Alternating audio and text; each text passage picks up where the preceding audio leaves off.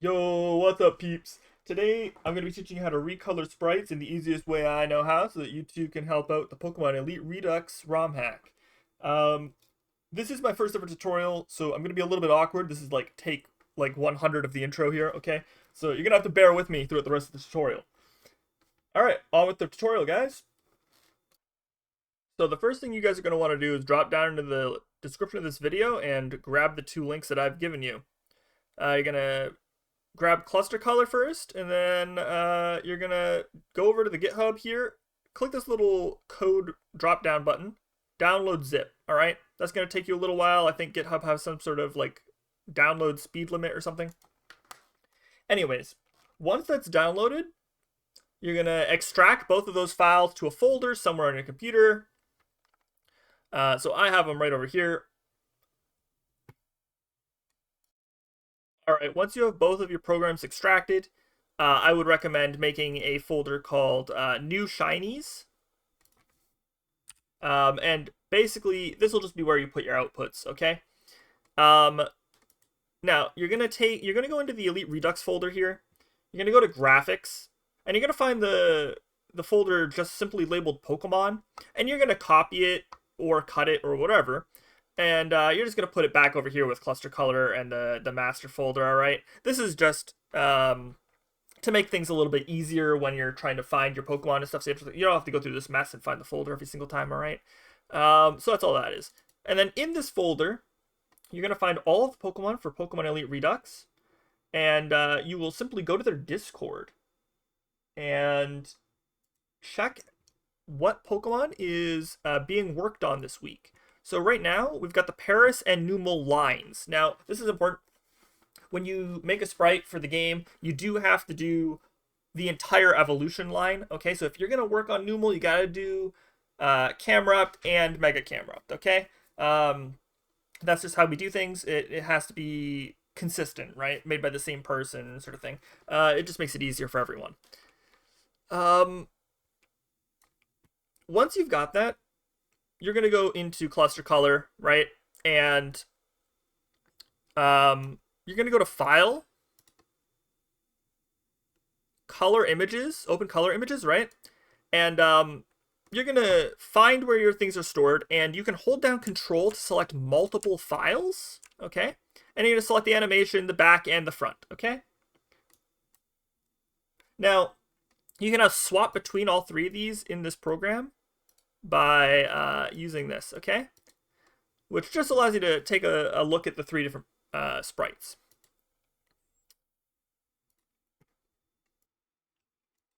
By holding down Control and plus or minus on your keypad, or sorry, your numpad, you can zoom in and out. You can also do that up here by clicking on View. All right, so most important thing to learn in this program is how groups work. And to do that, I'm going to explain a little bit about how Pokemon sprites work, or GBA sprites in general. So most of the time, you're going to have so you're always going to have 16 colors in a GBA game. Okay, all sprites are composed of 16 colors. Now, that is called the palette. And most palettes are actually realistically more like 14 colors, okay? You'll have the transparent color, which is the background. So that color will always be transparent when it's showing up in game for the most part.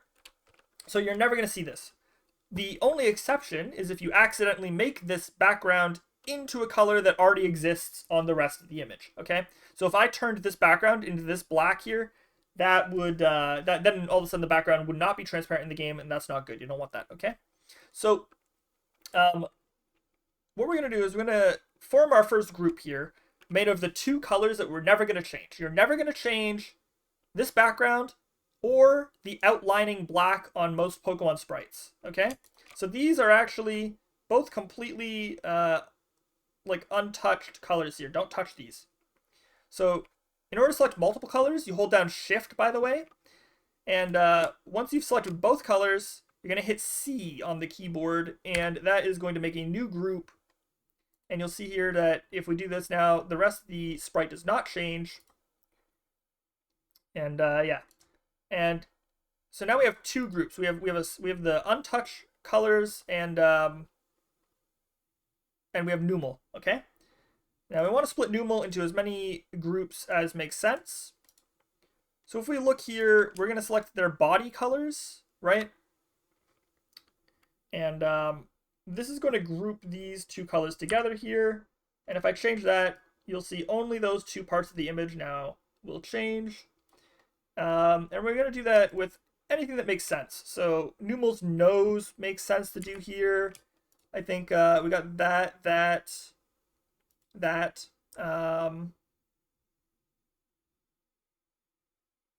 And probably this and this, realistically. Oh, maybe not, actually. Hold on. What do we want here? This, that.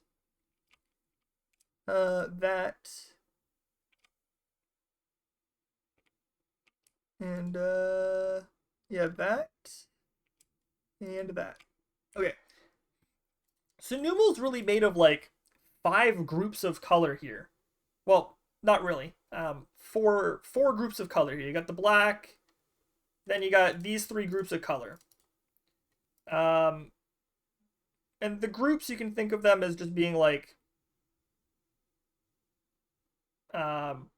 all the different like values of the same hue. All right.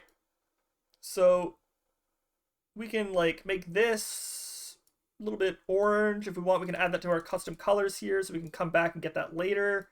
Then we can go over here to the nose. We can click this custom color if we want, and then mess with it from there. So we can like bring that down to like a yellow, or darken or lighten that. I kind of like that. It's kind of nice.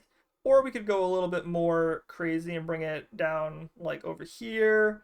If you want to, you can go onto the internet and simply search up like contrasting colors or color triads and stuff like that, and you can start using color theory.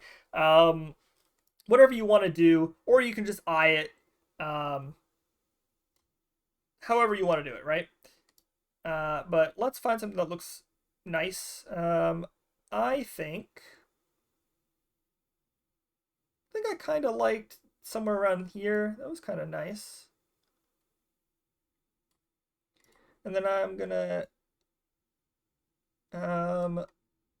desaturize it a little bit. There we go. And I'm going to take this color now, add that to my custom colors. I'm gonna go over here. I'm gonna pick that.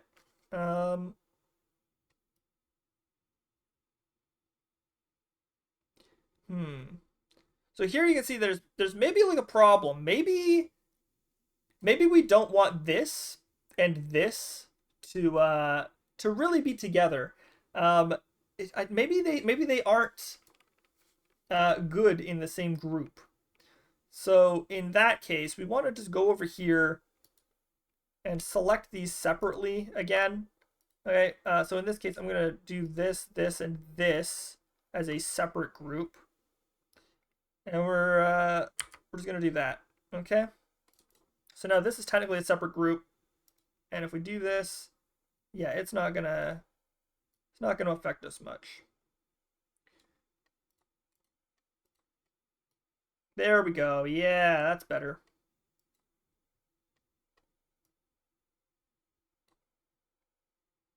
All right, and there we have it. If we really wanted to, that could be our numal. Next thing you do is you come up here and you go to export recolored palette and export recolored images. You're going to do both of these. You don't use this. This is not what you want. We want this. Okay. So you're going to go over here. You're going to go to wherever you want to save all your sprites, right? You put them in there. And you're going to do that, and then you're going to export the recolored images. And we can go over here to there, and there, and there, and select folder. Okay.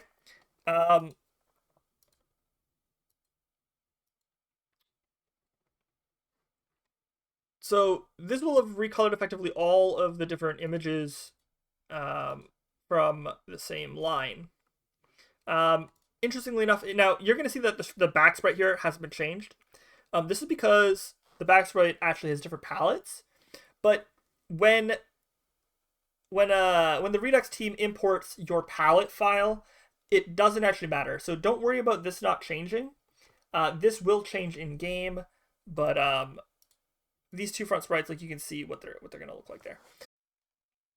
Once you've done the first Pokemon in the evolution line, you'll open up your second one. You'll select your blacks, your background. You'll make a group. You'll rinse and repeat. And if you want to get colors that you've used previously in the line, you're going to want to go here, and you can either save these colors from the previous line into like a Word document, or even easier, simply use pick screen color, open up the image from that you like had just exported, right? Open up the PNG file, click the pick screen color, and pick the color you want, and you'll be able to get that color really easily again, and then you can start applying that to the next Pokemon in the evolution line. Once you're done with your entire evolution line, you will go to Discord. You will go down to the community new shinies event, okay? You're going to make a new post, and you're simply going to post everything you got, okay? You're going to post the front sprites for all three, and then the important part is that you remember to post the PAL files, okay? These are necessary. You must have these. You also need to rename these to the Pokedex number, okay? You need to rename these to the Pokedex number so it's easy to find them. And that's it. That's all you got to do. It's that easy. Thank you for tuning into my very first ever tutorial.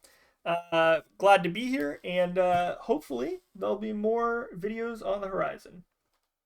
See you later, guys.